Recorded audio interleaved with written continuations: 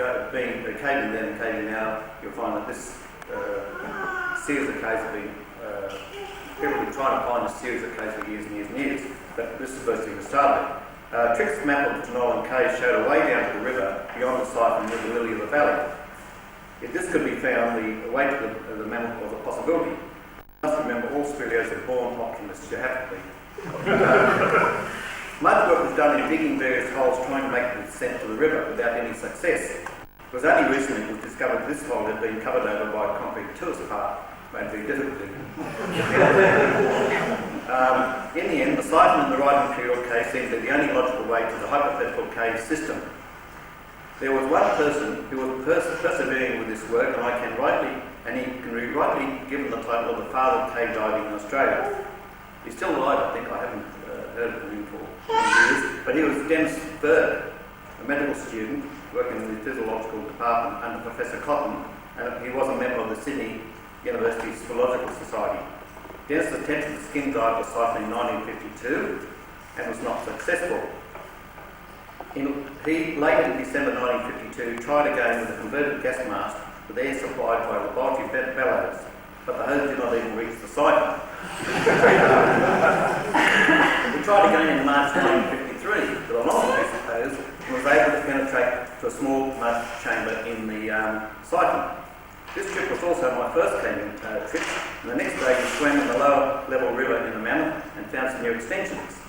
At that stage, Dennis thought he had a convert, and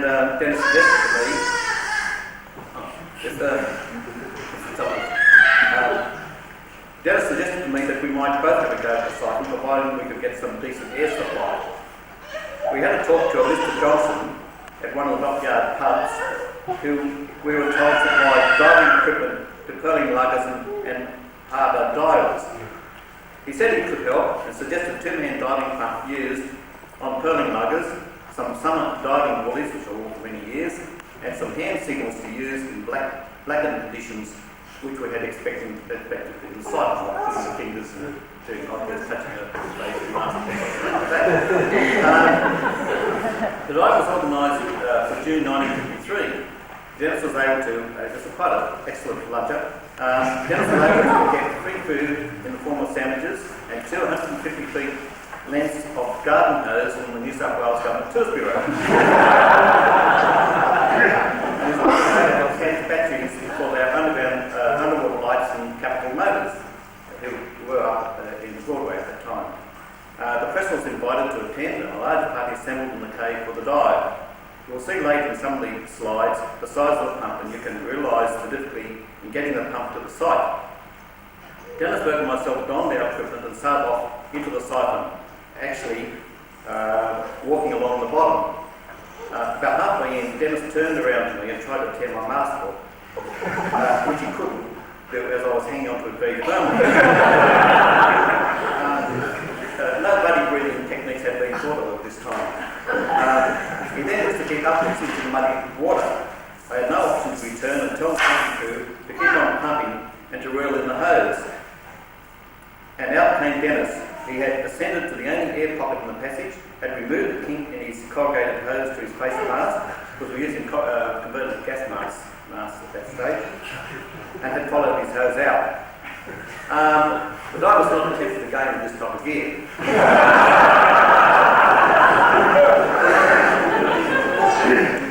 In 1954, after the young Billy rescue of Brian O'Brien, and a bit of fiasco concerning that, a group of people broke away from the Sydney University Speleological Society and formed the Sydney Speleological Society, and diving continued under this society. About this time, the Jenolan had arrived in Australia. I think Michael Callier brought out the first model, and was being manufactured by Don Linklater. He was also a member of the Underwater Explorers Club. It was suggested that a combined trip of SSS and URG make an attempt on the siphon. The caves were trained in diving, and the URG divers who were interested had all dived in sea caves. The dive occurred on the 6th of June 1957 with Russell Kippax, Keith White, Owen Llewellyn and Michael Callier as the divers. The siphon was penetrated fairly easily, and a length of cave discovered, which we call the Mud Cave, about 300 feet long, and it continued on to another siphon. great jubilation, and the next day 6 other people died for the siphon and broke the short second siphon, was only a buck under. In January 1958, a specialist SSS diving group was formed, mainly to cater for the people who were not members of the Sydney Philosophical Society. We started to get diving and caving politics already at that stage. Planning proceeded for another dive at the Right People's Siphon at Easter. Trials are undertaken concerning the demand valves and mouthful on the chest. Also, Dr. Walsh became our honorary medical officer. It was a condition of the New South Wales Government Tours Bureau that the doctor had to be present at all dives to make sure the dives are fit. I think compensation and so on, so it couldn't sue them if something happened. Training was also taken at the belly fluid, and all divers had to pass a diving test. We have also devised an underwater obstacle course among the rocks, where all divers had to swim along about 50 feet of rope, each linked to this rope with a carabiner. One of the conditions of this test also was that you had to swim with a blacked out mask, and this was tried to simulate what you would get in a cave. And then you had, and the divers could be watched on, by observers on the surface. Quite a few divers were eliminated by a fairly simple test. It's quite surprisingly how they all got taken out and said they couldn't find their way back, and so on, all underwater where they could easily be seen. It was decided to use the low pressure demand valve in the mouthpiece, and we decided, because of the cost to manufacture these lungs ourselves, sufficient for all the divers. I think we made about 6 or 8 sets. This choice was due to the inability to clear your air hoses quickly in blacked out conditions, especially if you could not be sure of your orientation in the water. That was one of the problems, that when you were swimming underwater in blacked out conditions, you weren't quite sure where you were, and you had to do various tests of mainly trying to feel where the air was coming from. So your orientation, you might find that you thought you were swimming horizontally and you felt the air, and you felt around and found out the air was at the bottom and you were actually swimming upside down. It also had the advantage of ease of using buddy breathing, which is now becoming fairly important. You might realise Costo lung was very difficult to buddy breathe off. The only disadvantage seemed to be pebbles or mud lodged in the demand valve. You would think this is not a bit of a possibility, but quite a few people actually scoop their faces along the bottom of the siphons. In fact, towards the later we'll see that most people started to wear overalls, helmets, as various accidents happen with people being impinged on stalactites and being torn. In March 1958, Keith Smith's workshop was used to make many of the parts for the lung, and some parts also made John Bonrick's. By May 1958, the lungs were ready, and planning for the dive included the mapping of the mud cave, laying of the communications lines at the beginning of the third siphon, and the preliminary look at the third siphon. This dive took place on the 31st of March 1958. In June 1958, a further dive cracked the third siphon, which was 70 feet long. Then the fourth, 12 feet long, but quite deep, leading to a cave 150 feet long, ending in a very unstable rock pile with a river flowing out of it. Scaling poles and ladders were taken in on this trip, and all the side passages and holes examined. The trip, base to base, lasted 13 hours, so all the divers that went in had to stay in for about 13 hours, which is into a fairly time when you started to go out. It was on this trip that the last 2 divers were Wally Gibbons and Brian Weston, who were able to supply some sensational press, but for us, a harrowing experience with the likelihood of our first fatality. Wally carabined onto the guide line and left it with a loosely coiled ladder tied around the drum to return to base. Unfortunately, the ladders caught on a combined communications and guide line and snapped it when he pulled the ladder away. Wally reported this when he reached the base, and we realised that Brian could continue out along the line and could come off the end of the line.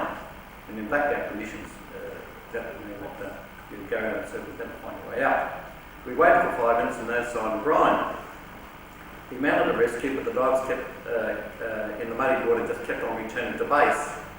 After about 5 minutes, knowing Brian had only 5 minutes of air left before entering the siphon, because we mainly tested for this, and the danger of losing our rescue divers, we decided to let the water clear first before starting the rescue again. This took about 20 minutes. The rescue divers were then able to penetrate the siphon and found Brian sitting on a rock, bemoaning the fact that it took so long to get to him. Fortunately, Brian kept to our training method of feeding his line along the carabiner so that you knew you were going forward. In other words, you had the carabiner and you fed your cable through as you moved along, so you knew you were actually moving on the back, so you knew you were actually moving forward. Otherwise, you could be just swimming in the same place and not moving anywhere at all. This is mainly in blackout conditions. When he came to the break in the line, he stopped and returned to the Mammoth Cave to await the rescue divers. So that is a good training, turned out quite good. We also carried out diving in the Lucas River and Skelton Caves. In September 1959, Brian Weston and myself carried out dives in this area with a view of gathering information for further SSS cave diving group trips. Some of the areas dived showed potential, but would require special techniques as the divers could stir up mud going forward and return in reduced visibility conditions. These areas were not pursued at that time. We also decided to look at the Mammoth siphon. See where the water flowed down to right into the siphon. And in February 1959, the trip was run to look at the possibilities of diving and the logistics involved. Ron Rawjob even prepared the creek crossings from the bottom of the fire trailer to the Mammoth to allow the transport of heavy and varied equipment to the cave. It was considered to be a major dangerous dive and was prone for easier dives. We also dived at Wombian Caves. When the Olympic Cave was discovered, it was fairly one of the largest, cave with the largest single cavern in New South Wales. It was discovered in 1957, and the possible way on was a siphon in the cave. In June 1960, it was decided to dive the siphon. The two divers were Brian Weston and myself. The dive proved how essential diver to diver and diver to base communications was. In the first dive, Brian Weston was leading and was enlarging a hole when he suddenly started to kick and knock the mast off, and finally he finally extracted himself from the hole and surfaced. He was, it appeared, trying to decant his lung, but could not reach around to turn his valve on. It was there that we realised that diver to diver and diver to base communication would be essential. Because if we had this communication, then I could have actually turned the valve on for him. We returned to the water and broke through the passage about 50 feet long and then it ended in another siphon, and this siphon was also broken. And Brian signalled for me to come through. The point was that at this stage I had no communication. The only communication was actually we could tug the line. Brian went through and I said, well, because everything was okay, then tug the line and I'll come through. The old-fashioned method of doing it. When I did get through to the other side, I recognised the passage as part of the Fig Tree Cave, and we actually had broken through from the Olympic to the Fig Tree. At Vaughan-taylor Caves, another diving area, diving was done in the E-flux by Russell Kippax in 1955, and later by myself. We were not successful in both dives. After the E-flux had been pumped out, some of these terms, these are caving areas, and if you're a cavist, you'd know all these areas very well. Knowing the type of cave it was, it would have been impossible to cave dive from the E-flux in. Recent dives in the Odyssey Cave have a better chance of success. At Wellington, due to publicity concerning the dives, we were approached by Thompson and Associates, an advertising firm, to do a film for Sanitarium Health Foods, praising the unusual qualities of Marmite.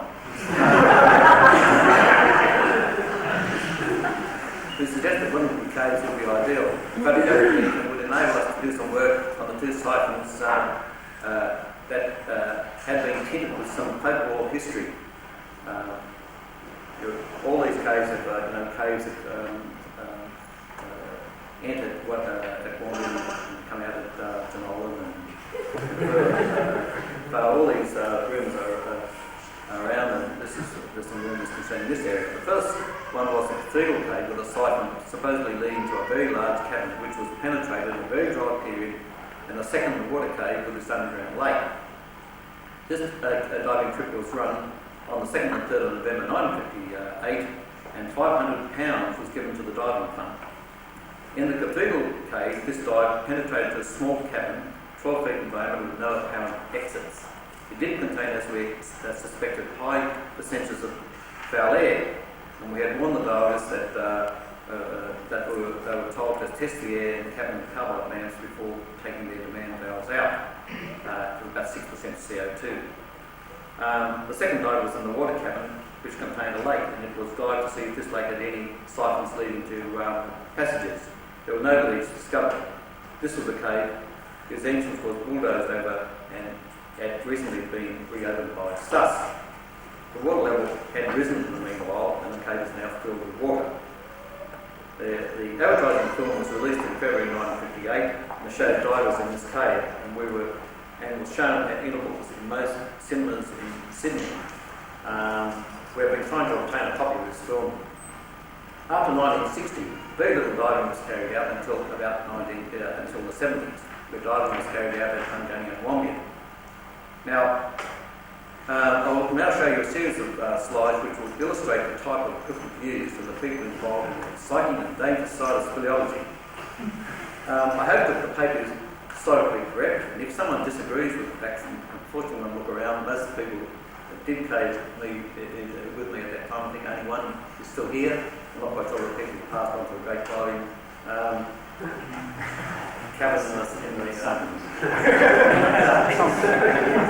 So, you will see some people that you might recognise. So, now I intend to show the slides, and if I can get this equipment going on.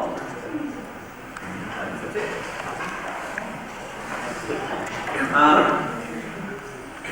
For the caves, this is Jenolan Caves. I know it is one.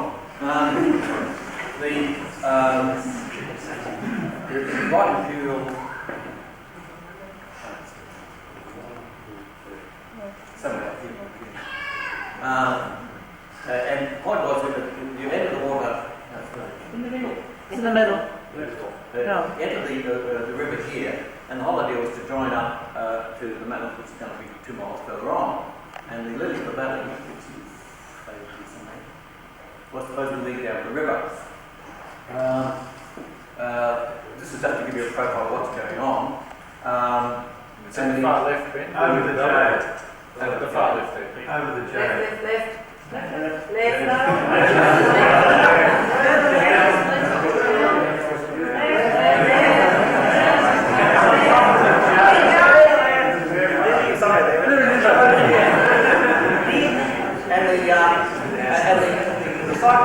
The cycling we explored came out round about here, as it turned out of Mammoth, and also the second diving on the other side of the site, the other side of the caves, the livers etc. were carried out in that general area. And we shall now move on. This is the siphon, which everyone looked at with glowing eyes. Now most people would think it was very essential, very interesting, but everyone looked at it and realised that like close the door, is it? Yeah. So that's the site everyone looked at.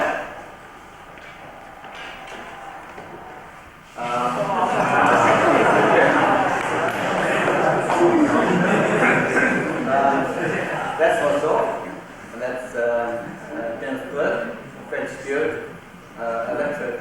Bruce Cobham, Dr. Bruce Cobham, probably some people might know.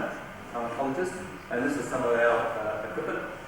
This is the converted gas mask with the hose, and this is the hose that kick. Of course, just to disappear upwards. And this is our green dead lamps with we actually ran a lead back to the caves, back to the actual base. This is the 2 divers again. Fred Stewart again. And this is the But Henry there, or no? yes, Henry said something.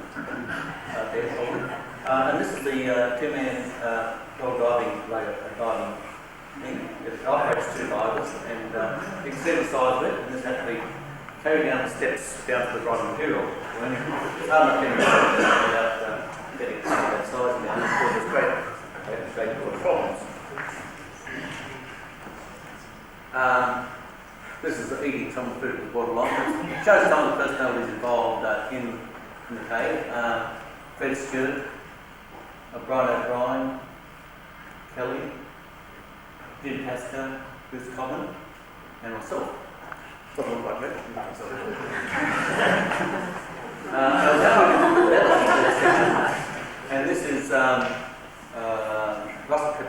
Mammoth Cave, and this is the top equipment at that stage. In fact, this had been recently brought out from France, and this is the feature with his French gear. Modified army belt or that way. Yes. Now what we're doing is that we are diving in the field at Enfield to test out underwater. We had a piece of equipment which we call the APRO laying out one and underwater navigation called APLON, and the cable that we think this is a real containment cable which you, as you swim forward, trail out the cable at the back, take a headlamp in front, and you're able to initially signal by means of a buzzer and later on by communications. Of course, it's a communication. At that stage, there was no platform, so we actually built a platform at the efflux, Wally Duff and myself, this is being built at something like 2 or 3 o'clock in the morning. Very lucky it was, because we had to pitch toilet doors and things like that. There's a piece of Tisbury property.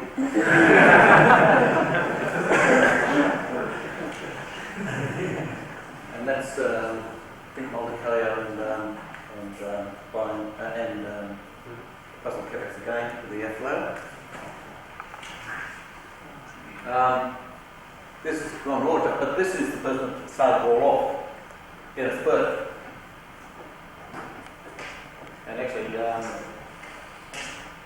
without any perseverance, I don't think the cake over when we started.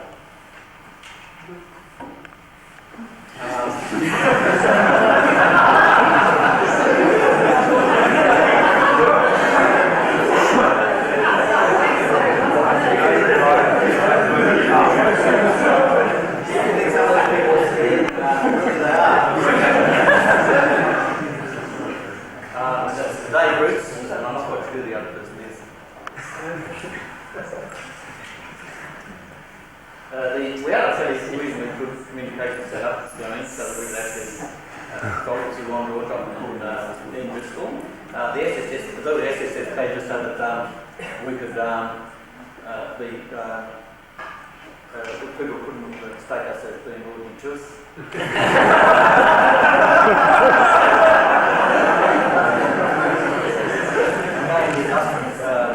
Heading into the site waiting for something to happen.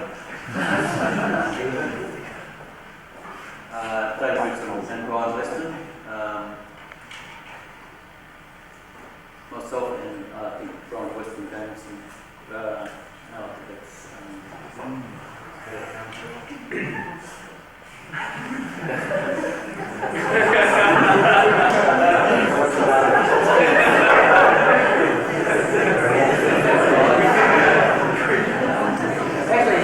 this is photographed by the newspaper at the time. This actually was at the time when there was problems with Brian Weston, and this is to illustrate how anxious we all are. This is Vaughan-taylor.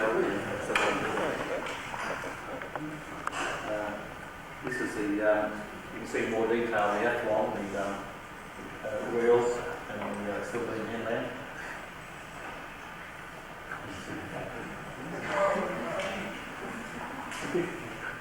This is going in the other side. Gear. A lot of the gear had to be transported through. We had these these drums weighted with lead weights, and gear was actually taken through this siphon and then unloaded on the other side. Getting into a few colours now. That's the communications officer, Ron Roger. These are 2 people that caused all the trouble. Wally Reynolds and Brian Weston. He's a native diver. He was probably our best diver, I think, in all respects. He was really a diver that finally changed, became interested in caving, and as a consequence, that combination seemed to be the best combination. As part of the communication setup, plus the fact that we're able to take the drama of the possibility of the Brian Weston. This is drum plus the weights. Again, another view of that. This is Carl Nivau, who could still be around. After that, I think this is after the 12 hours trip. The first thing he wanted to do when he came up was to eat something. This is after a period of time.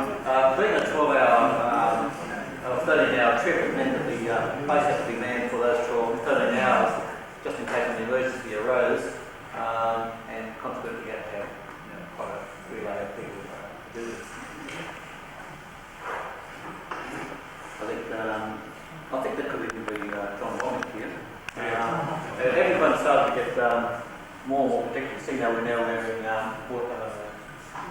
water suits. Of course, that's 2 things to grip. Now at that stage we had dry suits, so if they were torn, it was a bit of a disaster. Whereas with wet suits, it's not so much.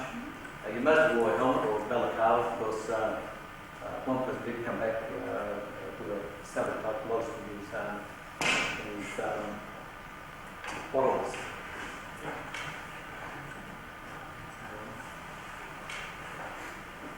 This is how I'm returning from the site from the city.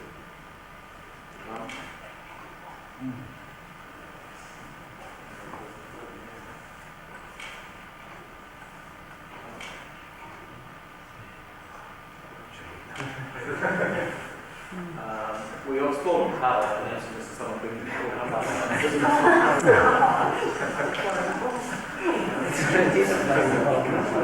Now, once we got to the other side of the siphon, we found that the ordinary underwater divers weren't of great assistance because it really was became caving. So it became very cold, so we took across propane heaters. Someone warming their hands, propane heaters. The terracotta and Ted developed.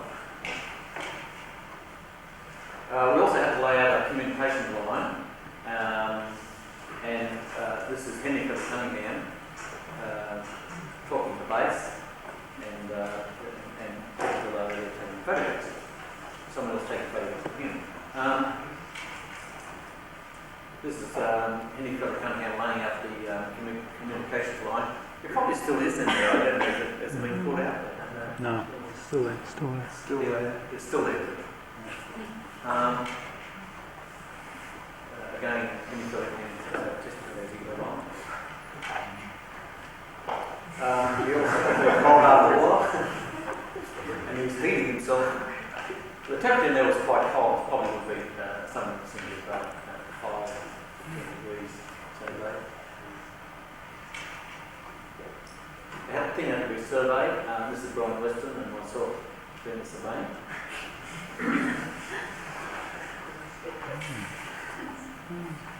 This is typically looking at the Mammoth Cave, or first cave plus the cycle.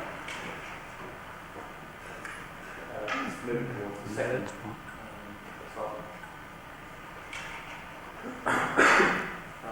This is a lunch break. At the site, the only real problem turned out was that all that food was soaked in kerosene.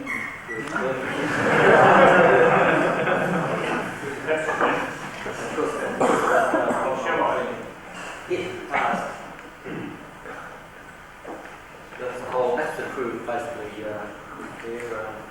Ted Villa, Brian Weston, Salt, Russell Quebec. Carl Nivau.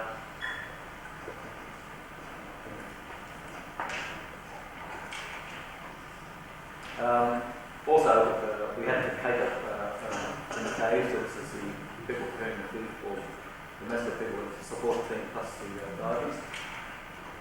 And also to sleep in the cave. Just making a big thing. Now, we then moved across to the other side of the cave, the other side of the Jenolan. This is the Lucas cave, and this is some of the site patches that were explored. So you can see, we used to use the Vaughan-taylor suits at that stage. They were proper frog suits at that stage. 27 bottles, about 40 minutes of air in each bottle. So it's quite an extremely long time to dive with, especially in these conditions where you didn't have a surface to come to. You had to travel along the same way you came. So you normally, if you had, you'd allow yourself to be most of that 20 minutes one way, and all the rest was reserved. This is good showing getting ready to dive on that section.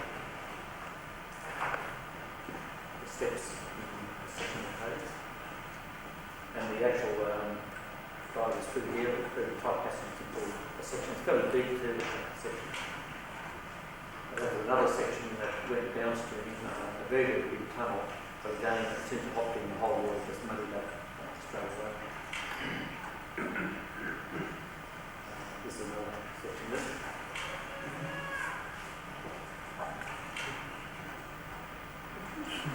Although I guess I'd very much last long to this section.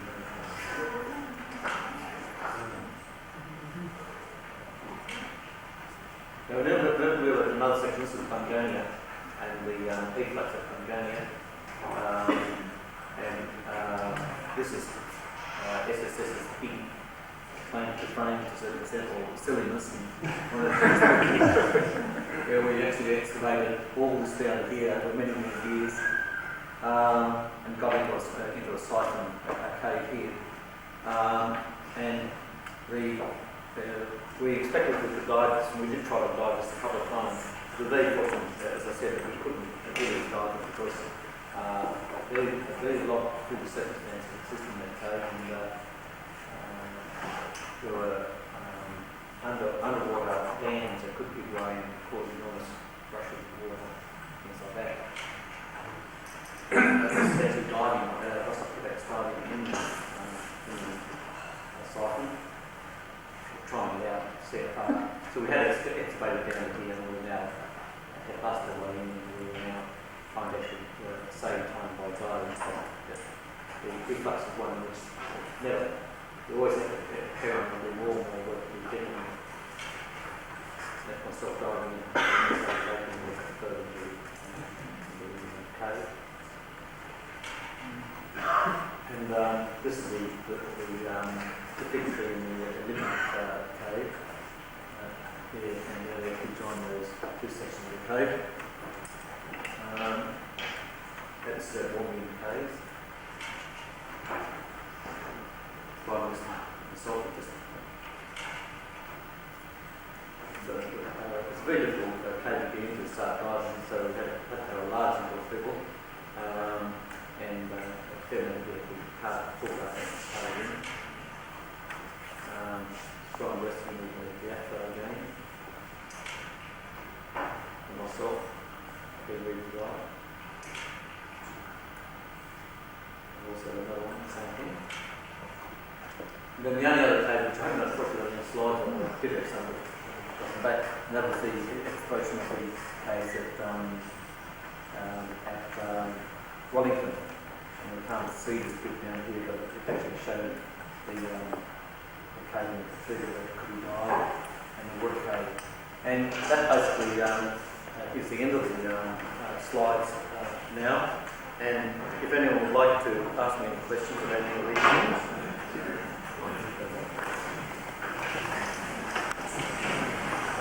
If not, that's the end of my talk.